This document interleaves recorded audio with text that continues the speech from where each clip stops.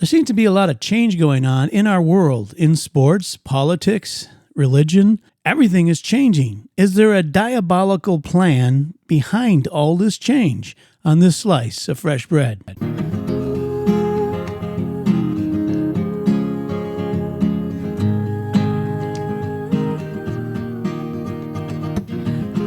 Welcome to Fresh Bread, a podcast ministry of Grace Bible Church, Gainesville, with Pastor Brandon and Pastor Keith.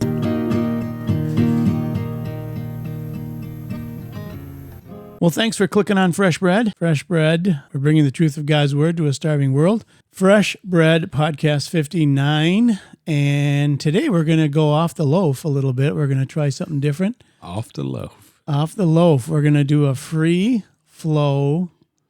This is like jazz today. We're just going to talk. We're just going to talk about whatever's on your mind, whatever's on my mind. Yeah, speaking to me, not to the listener. Whatever's on their mind. We'd like to know what's on their mind. Yeah, we don't have any way to know. We don't have any way to know except for feedback, and that's actually what we're looking for in this with this genre. I've been praying about it for a while, and we actually last week we did, I think, podcast maybe 57. We did more topics in one, and it really whet my appetite for trying to potentially do something a little bit more free-flowing, more conversational in nature. And so I've been talking to Keith about it. He looks at me really funny, and because I think he's not quite on board with it. But here's where we're at. Is that we want to hear from our listeners, what they think. And I don't think we want to go away from the topic. Like we just finished one with worship, and where we just talked about worship, and we talked about, the theological implications of worship, specifically, for the most part, worship music was kind of the theme. Mm-hmm. And so I don't think we want to go away from that. And I think we'll still have those kind of topics, that we would do those regularly.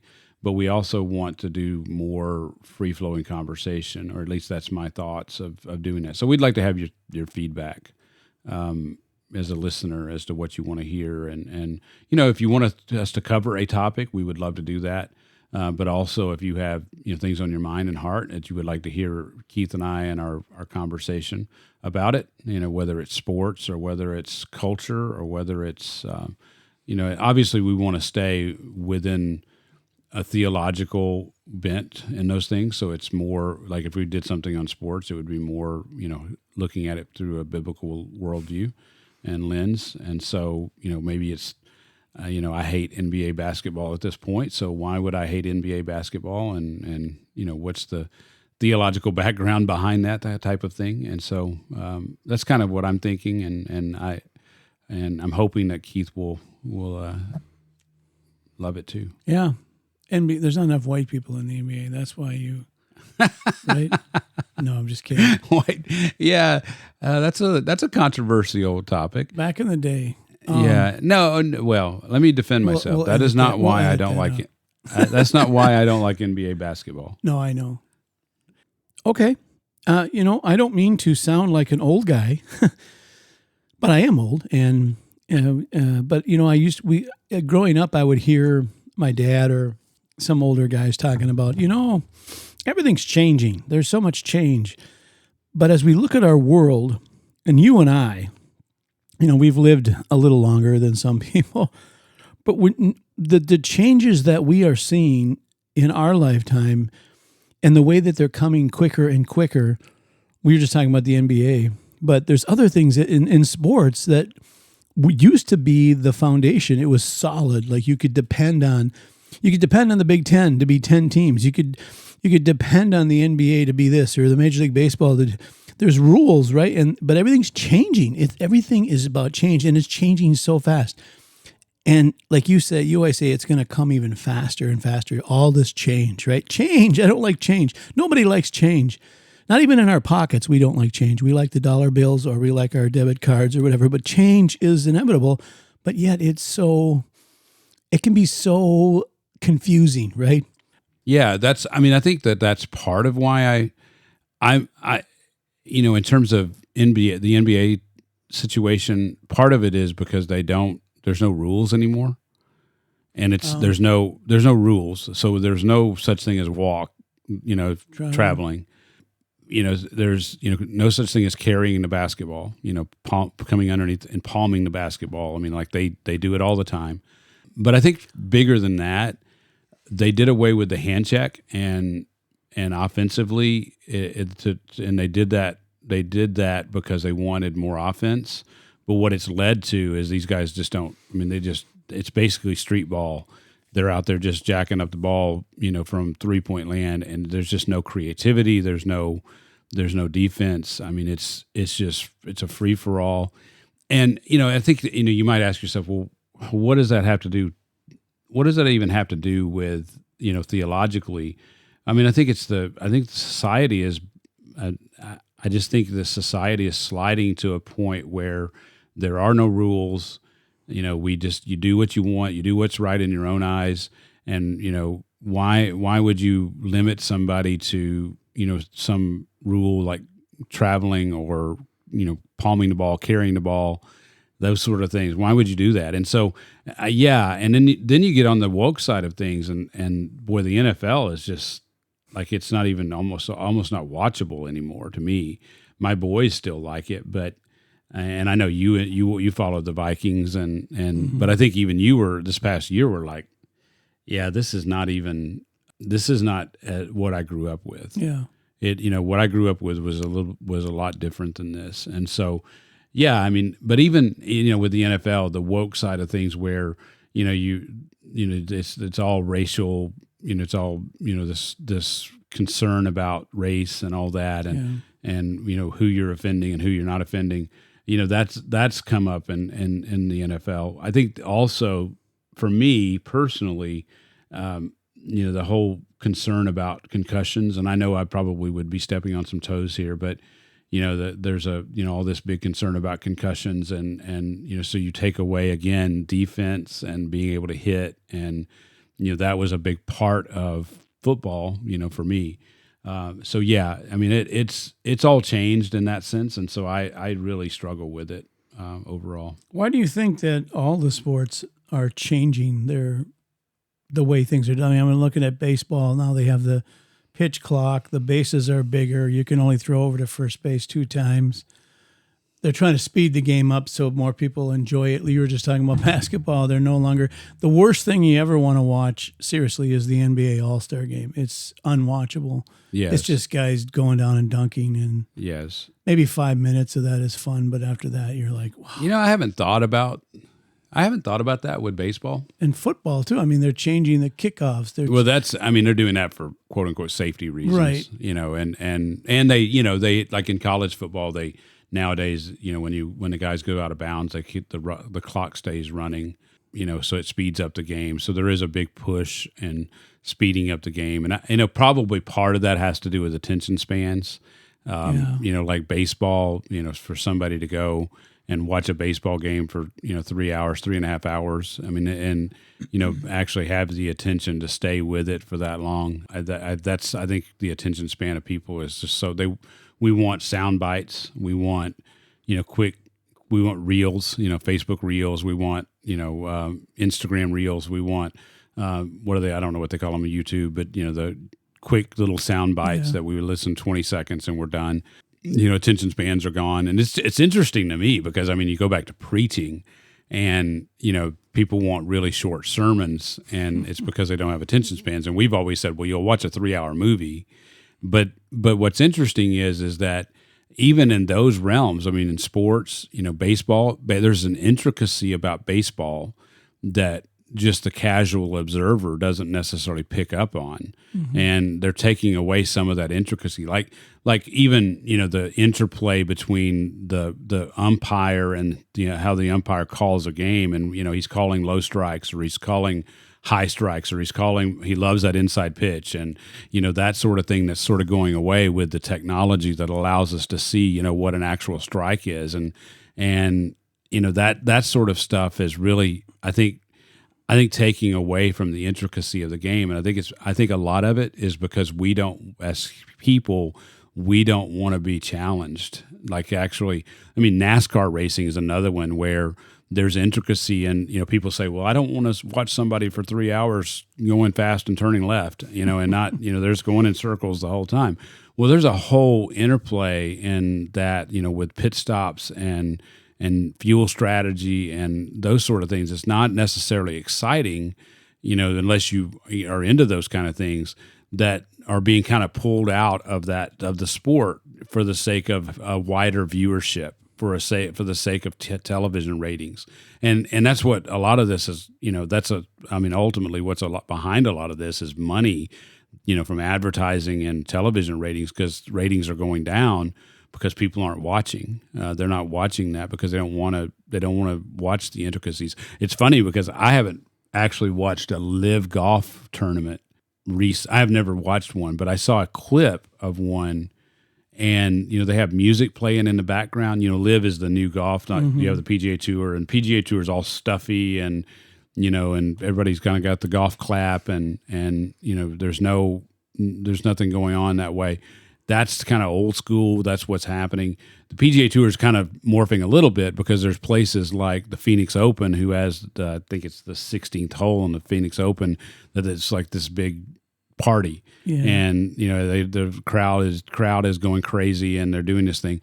Well, I guess the Live Golf Tour is trying to do more of that, capture more of that, because, and again, it comes down to, nobody wants to deal with the intricacies of, there's a lot going on in a golf game. There's a lot going on behind the scenes. There's a lot going on with the swing and a lot of intricacies that the casual observer doesn't quite understand, like the lie and the, it's an uphill lie, it's a downhill lie. They're in the sand's consistency, the green and how the greens are running. And there's a lot of intricacy that people they're not interested in that sort of stuff. And so they just want to go and get drunk and listen to loud music and yell a little bit. And so I think it's a society thing. I think that's why we're getting into these places with these kind of things. Yeah, and it's like, what was that movie? Is it Happy Gilmore, where they're going to start putting things on the green like miniature golf course with obstacles? I haven't heard that. No, I'm kidding, but but you never know. And I know sports evolve and then things change, but I'm more of a purist as far as some things go. And let's just face it, Keith. I'm going to use your word. I'm going to sound like a fuddy-duddy. Yeah, let's just face it, Keith. You're old. No, I know, but it is funny how young kids will. In 20 years from now, maybe that it will be better. They'll improve it. But for me, it's kind of... Let me ask you a question. This kind of popped in my mind. And we're on sports. What about domed stadiums? What do you think about them? They came out, in the 60s, 70s, at the Astrodome. Yeah. Like Minnesota ended up having a dome. What do you think? What's your opinion? I think for northern cities, I like in Minnesota and Green Bay, I enjoy watching games in the cold, but not when it's 20 below. Yeah. I can go either way, I guess. But so you're not a real purist. I prefer outdoors. Yeah. But I can understand for the fans' sake, it's nice to be indoors. The Vikings have an indoor stadium now, but they've never been kind of the same since they moved. I was going to say, does it take away from the team? I think in a way. Yeah, because it's, if you think about it, you have Green Bay, the frozen tundra. Minnesota? Didn't they have wasn't it like some saying about their stadium? Maybe like Chicago was the wind. Yeah, was the big thing. It's always windy in Chicago. The windy city, and it always affected the outdoor play. So Green Bay it's always cold and it's frozen, and which they still play in an outdoor stadium there. But yeah, it's just so different now for, and society has changed so much. And, I think it's probably, you mentioned it, I think it comes down to comfort, right? We want our comfort. We want to watch our gladiators, in a nice skybox with snacks and, where we can kind of have room to walk and talk and, the game becomes a background part of that. It really is we've just changed as a society. And I think a lot of it is this desire for comfort. And I think it's hurt it really has hurt everything that we, Yeah. we don't want to be challenged, even challenged to watch a 3-hour baseball game, that we don't want to be challenged in that way. We want it, the way we want it, and we want it comfortable. We don't want to have to think, we don't want to listen. We don't want to watch a 3-hour movie that is all dialogue. Right. We want some action. We want to see the action. Yeah. We don't want to watch a NASCAR race, that has pit strategy and those behind the scenes things that are going, tire problems. And, we don't want to see that. We want to see the crash. We want to we want to see the big one, Yeah. and it's just the change in society, I think. Yeah, and I'm old enough to remember going to. I never went to a pro football game. I've been to a bunch of college football games. Even college stadiums are amazing now the way they build them. But when I was a kid, you'd go see a Twins game. You only had the options of maybe a hot dog, a hamburger, popcorn, Cracker Jacks, a Coke. That was about it. Now, when I go to the Target field in Minneapolis, I mean, it's all about food. There's barbecue over here. There's this thing over here, and people are going for that. Yeah, it's not just the game anymore. No, it's not just. It's the scene. I mean, Jerry Jones. He had Cowboy Stadium that was built back. Yeah. It's been probably 15 years ago now, 2000 maybe 2010 ish. I mean, you think about the change that has happened since then. You have Mercedes. The place I think it's Mercedes in Atlanta that kind of came on the heels of Cowboy Stadium, but you have other places that are doing the same thing, and it's all about the experience. It's really not about the game anymore. It's about the experience around the game. Yeah, I was just thinking in my head right now, when I was at the University of Minnesota to play football, the locker rooms were, it was, the stadium was built in 1910. So everything was 1910. It was horrible. And I look at, and this is the University of Minnesota. This isn't even Alabama or Florida. I can't imagine what their facilities must be like. But Minnesota built a new stadium. They built new locker rooms, and it's lavish. Like, it's unbelievable. That kind of stuff. When I was, like I said, when I was in college, I never would have thought that the money was spent for that kind of stuff is incredible. Even the uniforms we had a home and away, we had a practice jersey. Now teams have 5 different uniforms. They have different color helmets. And the money that is put into sports is off the chart. And even NFL, you go and look at, the Vikings have built this new facility where they have 5 practice fields, and it's just amazing the money. I think an NFL franchise. I used to kid my dad when I was a kid, like, why can't we buy the Vikings? The Vikings are only like $20 million. The franchise is worth that much. And, back then that's a lot of money, but I'm like, why couldn't we buy them? And now I think a NFL team goes for what, $1 or $2 billion. Oh, I don't know, but it's Dallas is worth, I don't know how, but some of those, especially like Dallas is probably the most, I don't know what the most valuable one would be, but Dallas has got to be close. Yeah. Jerry Jones ultimately doesn't. He says he cares if they win the Super Bowl, but ultimately I don't think he does. I think it's a matter of as long as people are buying the tickets and the merchandise and the food and all that sort of stuff, as long as they're popular, I don't think he cares if they win or not. Yeah, it's all changed. The NIL and college has changed everything. Yeah. Oh yeah. That one's probably for me, again, bringing it back to kind of a theological discussion, in terms of what we see in the culture.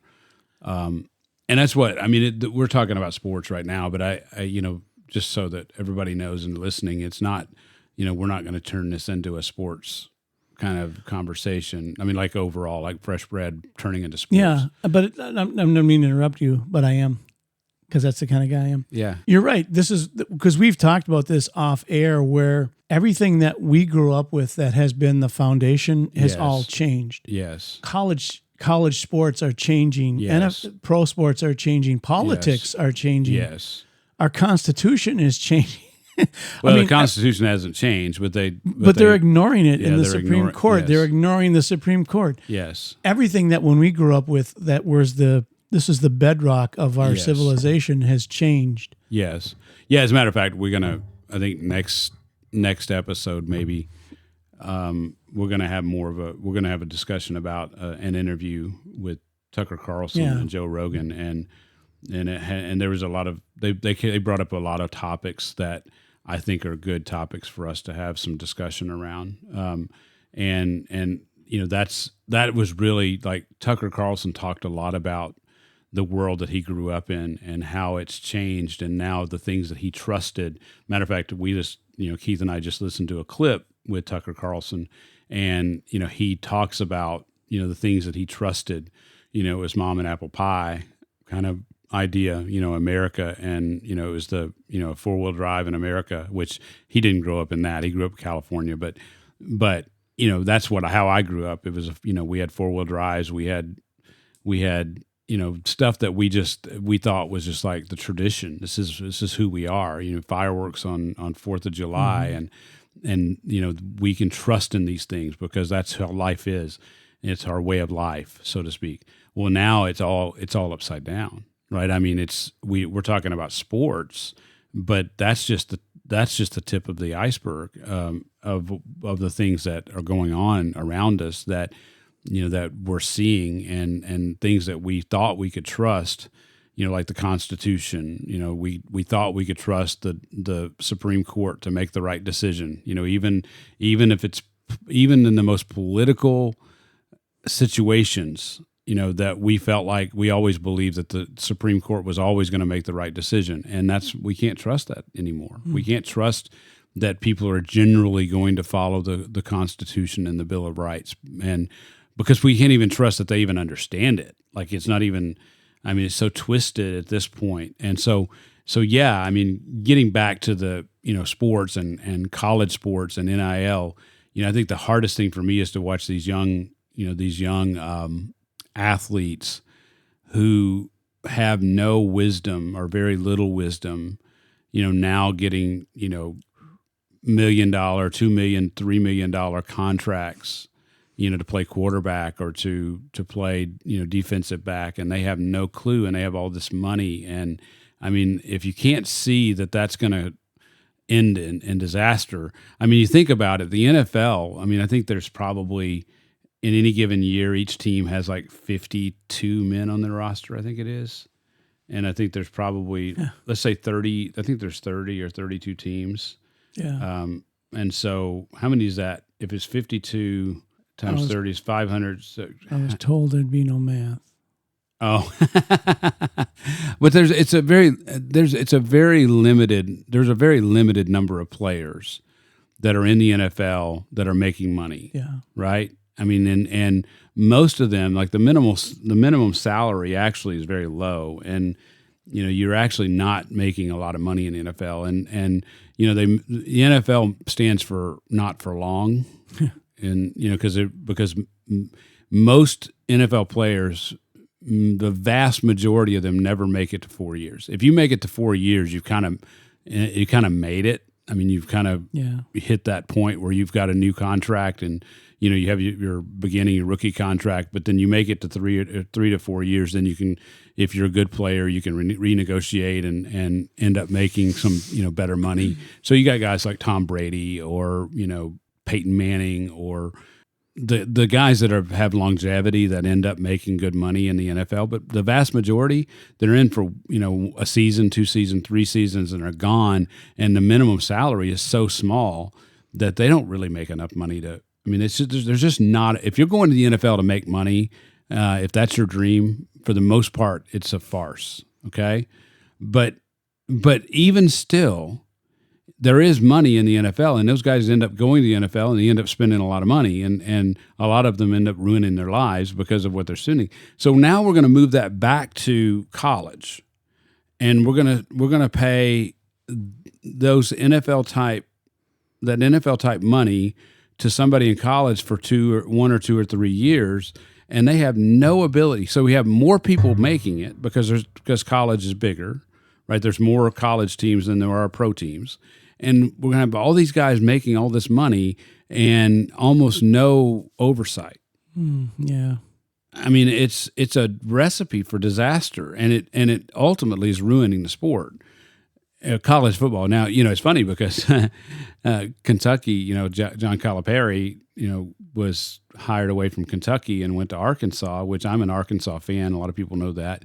And so, but I'm not real thrilled about the fact that Arkansas is now leading the way in terms of NIL, especially for basketball, because that was a big part of Calipari coming to Arkansas, was that he was promised by John Tyson, he was promised to pay all this money, and so yeah, I mean it's now basically, I mean, it's always been a big business, but it's certainly now it includes the players in that equation, and it is turning college sports upside down. What's NIL? It's basically name, image, likeness is the idea. So it allows the players to sell, to make money off of their name, image, and likeness. And so theoretically, it's like EA Sports puts out I think it's EA Sports, but they put out a game, and like the college game, and historically, if a player was a part of that game, he couldn't make money off of it, and so the problem, he couldn't make money off of that because they were, as amateurs, they were limited in being able to make money like that. Well, that now they can make money off their name, image, and likeness. The problem is that it was never meant for like the University of Arkansas or University of Texas or Texas A&M, or it was never meant for those colleges to actually be a part of that equation. Like it was the players were to negotiate. They were to be able to negotiate with a company that wanted to use their name, image, and likeness for advertising. And so that was fine, theoretically. But at this point, because we live in a fallen world, going back to the theological implications of it, because we have greed and because we want, because you want to, pride, now all of a sudden colleges are involved in that equation, even though they're not supposed to be. They're still amateur athletes, and they're not supposed to be paid, for what they're doing. And so it's made this whole thing where, it openly, and you've got John Tyson, who is now part of the negotiations to bring a new coach in. Now, boosters have always been a part of the equation in terms of, because they give money to the university, but now they're directly involved in the negotiations to bring a coach in order to give them money that allows them to disperse that money based on the NIL. And Pandora's box is open at this point, and I don't know how it's going to stop, but it's a disaster. How much do you think like sports betting contributes to all of this? Like you were talking about the corruption of our society. When I was a kid, betting was a part of it, but it seems like it's just gone. It was a dark world that was separated from, like everybody knew it was going on. There was always sports betting that was going on, but it was kind of this separate dark world that, it's like somebody had a flower shop in the back room. Yes. They were doing some kind of, I'll put $20 on the Celtics, and yes. But now it's out in the open. It's out in the open. Yeah. It's you have internet sites that are doing, obviously, I shouldn't say obviously. People are getting I've addicted. never bet, officially on a game like that. And so I've never been involved with it, but so I'm speaking to something that I'm not 100% familiar with, except for just kind of seeing it happen, in real time. But yeah, I mean, I think it has a huge impact, because here's what's interesting. So you're going to give these college kids money, like lots of money. What do you think they're going to do with it? Yep. And they're going to do, every vice that they have is going to be fulfilled, and they don't have any oversight in terms of showing them. I mean, obviously the colleges are probably going to, they're going to recognize that there's a problem, and they're going to try to do the best they can to help these kids through this. but yeah, I mean, sports betting is going to be a major, or it is a major problem. I mean, it's a major part of this equation. Yeah. I mean, you're going to have, I guarantee you, there's going to be a whole, I mean, we've already seen it, but so it's not really that big of a prediction, but you're going to have a whole bunch of college kids betting on themselves, betting on their own teams. You're going to have them throw in games because of the ability to, it's not going to be pretty. It's going to ruin it. Yeah. It's already ruined it. Yeah. For me, it's already ruined it. I mean, I still follow to a certain degree. I mean, I can't, like, it's my boys. It's interesting because they didn't grow up in the era I did, obviously, or you did. Yeah. Where sports were. I mean, they were less sullied. I mean, those things still happened, but they happened in a back room. And I'm not saying that's better in the sense of, but at least there was some sense of control. I mean, even the mob, had some level of control. They had some level of integrity amongst thieves. But today it's a free for all. So, and it just reminds me of Judges. I mean, we're literally living in everyone did what was right in his own eyes. In Judges 21:25. Yeah. Literally living in that right now. I really miss, I sound so old. I really miss the old Big Ten. I grew up, when it was 10 teams, and I don't actually miss the Southwest Conference. That's where Arkansas used. So the reason I don't miss the Southwest Conference is because the Southwest Conference was the most corrupt of all the conferences, because there's so much corruption in Texas. I grew up around that, and because there was oil money in Texas, there's a lot of money in Texas, and so Texas was always for a state that presents themselves as being this, they're upright and honest, and there's a lot of corruption in Texas. And I'm telling you, SMU, Southern Methodist University out of Dallas, they had the death penalty, and it was all these boosters that were paying these players, and that was going on all over the Southwest Conference. So I don't miss the old conference alignments. Well, I'm just saying, this is another thing we've talked about, is all the change. When I look at the Big Ten, there's 18 teams now, so it's hard to even. And UCLA, USC, Washington, and Oregon. I mean, what? Yeah, I love it. It's funny because I didn't love the old Southwest Conference, but I certainly don't like the new conference alignments where there's too many. Like USC is part of what? Big Ten. Yeah, the Big Ten. Like that's what? Yes. Yeah, and they're going to add 2 more. They want to get to 20. Yeah. So they're talking to Notre Dame and Florida State are the 2 that they're looking at. Yeah. Florida State in the Big Ten. That's so weird. That is weird. I mean, historically ACC and Atlantic Coast, that fits because they're obviously more toward the Atlantic, and so the whole scene. I mean, it really, again, bringing this back to a theological conversation, to make sure that we're obviously we're that's where we're at. I mean, the world is confused, right? Yeah. And the world, I would argue, the world is going, basically to hell in a handbasket. And so, so you can cut that out if you want. Sound like Mark Driscoll. Yeah. No, I'm just kidding. Well, but I mean, you're right though. It is very confusing. It is a confusing world, and God is not the author of confusion. No. And so it's really what I think we're seeing is satanic. Mm-hmm. And you might say, well, you're talking about sports, and why do you have to? No, I think it is satanic, and I think that that's what we're seeing is this confusion that is satanically driven. Even the whole TikTok thing. We were, Ken Humflitz sent out a thing to us this morning about TikTok and how Congress is basically banning TikTok, and so, or at least saying that the Chinese company has to divest them. Well, who do you believe, right? So the Uniparty, which is the Republicans and Democrats coming together and saying we need to ban TikTok, and yet I don't, who do you believe about this stuff? And so it's just such a confusing time that we live in.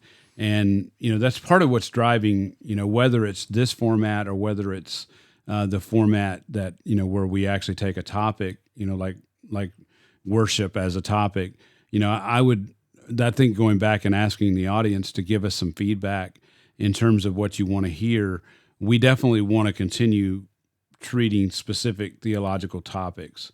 But we also would like to know if you guys would like for us to continue to address cultural topics in more of a free-flowing conversation like we just did with, it just so happened. We didn't even plan this, that we just started talking about sports. And so it's not as if we would always talk about sports, no. Because I don't think that would be edifying for us to continue to do that every episode. But having said that, are there other topics that are more you would like to hear us have, give discussion or have discussion around, whether it's politics or whether it's, again, sports, or whether it's, the medical community, things that are going on there, financial, would you like to hear us, give, for what it's worth, give our opinion theologically to those things that are more of a conversation, not as much, where we just take a specific, and we ask questions in a more interview style. So yeah, and I like to bake, so baking tips. You like to cook steaks. Grilling tips. We can do that as well. Yeah, I guess. But what I was thinking as we wrap this up is when you look at people can say, well, you guys are old, you don't understand, things change. They're meant to change. But I think what we are trying to say is that when we were kids, there was a stability. The Big Ten was the Big Ten. NFL, they had rules. Now things are changing. The NBA had traveling, fouls, and they actually played defense. But what can be happening is that they're programming people that everything can change. And then I'm taking this far out there, but then when you pick up the Bible, people can say, well, this offends me, so can we take this out? Can we start taking, because they do it all over life, right? Yes, we're seeing it all around us. Everything's changing. Well, we don't like this, so why don't we change it? Why don't we do something different? This what is it? Yes. This triggers me. Well, we see it. Well, we see that. We just had a podcast.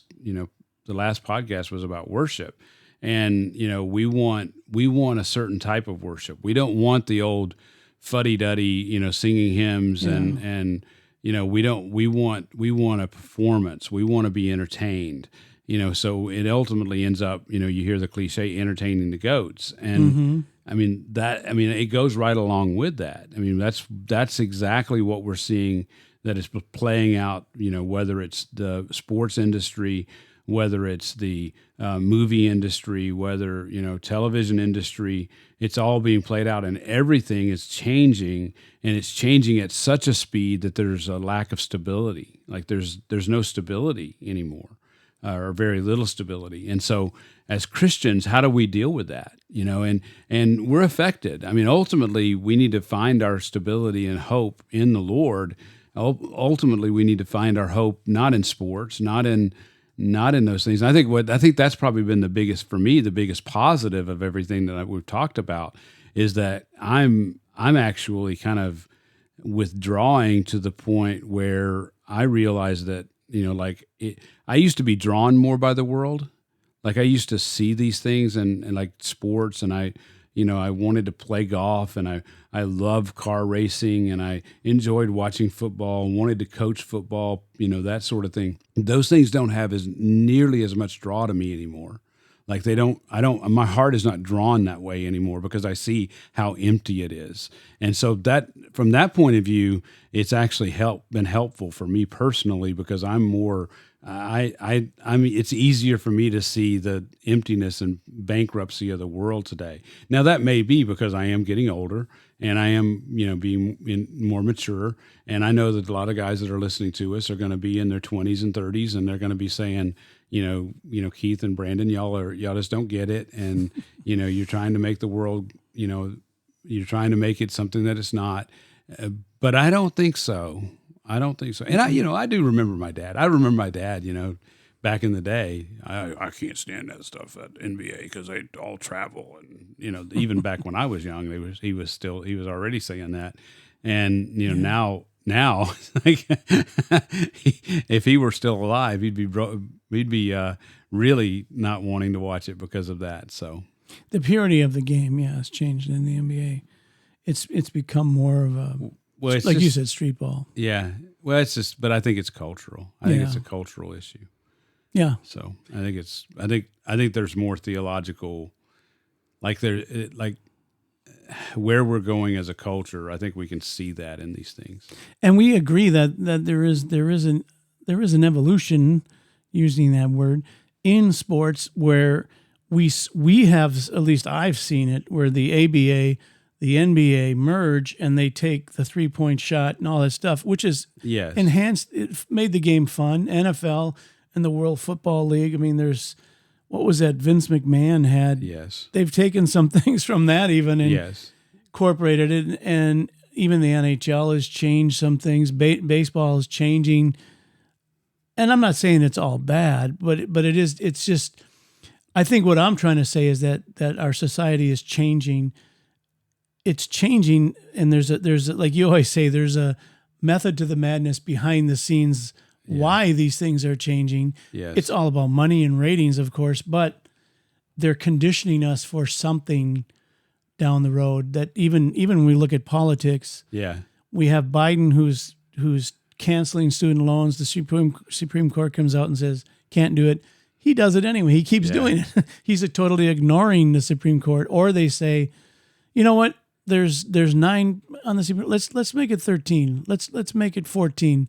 So they're going to pack it to go with what they want to do, and people would say, I'm fine with that. Yeah, they don't realize the implications of that. They don't understand that 3 branches of government is supposed to work. I'll give you another one is the Electoral College. Yeah, that's another one they want to outlaw. They'll move to get rid of the Electoral College, which basically takes power away from the small states. Yeah, absolutely. And and so the Senate, they hate the Senate. You know why they hate the Senate? Because you can't get anything done in the Senate.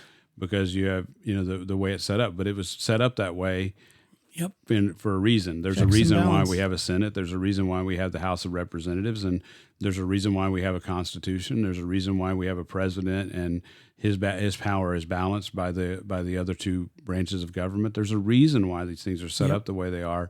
And our founding fathers were definitely wise in doing so. There's a reason we have the First Amendment. There's a reason we have the Second Amendment. And all of these things in our life are under attack, and it's the same attack. What I'm trying to say and what Keith is trying to say, I think, is that it's the same attack that we're seeing play itself out in a wider culture, like sports and the movie industry and financial industry and the things that are going on. It's the press, I think, is a big one that's involved. And so that's a whole nother topic. We could talk about movies and how horrible and But anyway, we've gone 42 minutes. We should probably wrap this up. We would love some feedback. We'd love to hear your feedback. I mean, we talked about sports today. We talked about a few cultural issues, and I think what we would like to do is hear from you as to what you would like for us to talk about. Things that in a more free flowing conversation where we just sort of spitball and kind of talk back and forth and try to give you guys some idea of where we're at and what we're thinking, and again, we'll continue to do the theological topics, and if you have any questions about things that are theological in nature and you want us to do a fresh bread in that form, we still want to continue to do those as well. I think we should do Nephilim next time. Nephilim. It's the Nephilim. The Book of Enoch. The Nephilim are coming.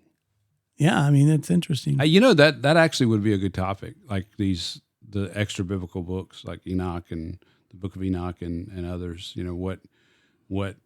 How do we look at those things? The Book of Jubilee. Yeah, the Jubilee. So as a listener, if you hear an interview or if you hear, media that you would like for us to interact with or feel like would make a good something for us to interact with and make a good program, for us to talk about, we would love to hear it and do that. Yeah.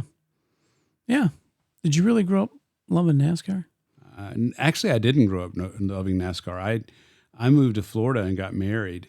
And I moved to Florida and got married. I started watching, just races on Sunday and really started enjoying the strategy and really began to really want to watch it. I used to watch a lot of tennis, funny enough, because I liked tennis. Pro tennis? Yeah. I liked John McEnroe, funny enough. I was a McEnroe guy. Didn't much care for Sampras. I liked Agassi. And I really got into like the differences in their styles, like how they like McEnroe was he was a guy that went to the net a lot and played a lot up front. And, Agassi was a backcourt kind of guy and played, really heavy, had a really good backhand and, backhand, I guess. Yeah. Yeah. And so I really got into that. I really loved golf as well. I didn't really have, I did like David Duval for some reason. He was a player that was pretty good several years ago. But I wasn't a big Tiger Woods fan, but yeah, I definitely, there were some guys that I really, Fred Couples was another one that I really liked. So golf and tennis and NASCAR. Yeah, I enjoyed those sports. I always have liked, football and baseball. So, those are sports that, the basketball, I enjoyed those as well. So I like a lot of sports, funny enough.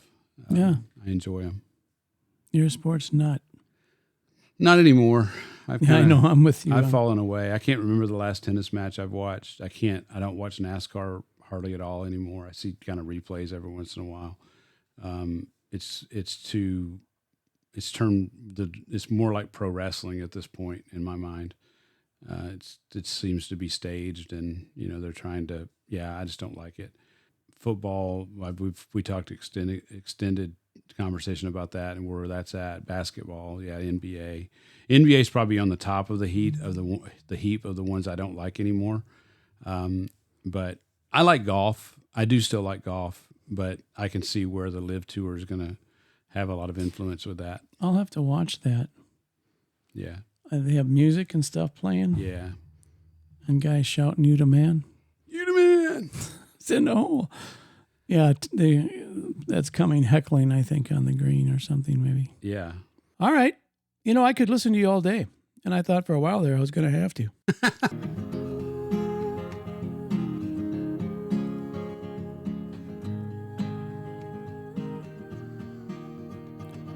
You've been listening to Fresh Bread, a podcast ministry of Grace Bible Church Gainesville. For more information, go to gracegainesville.org.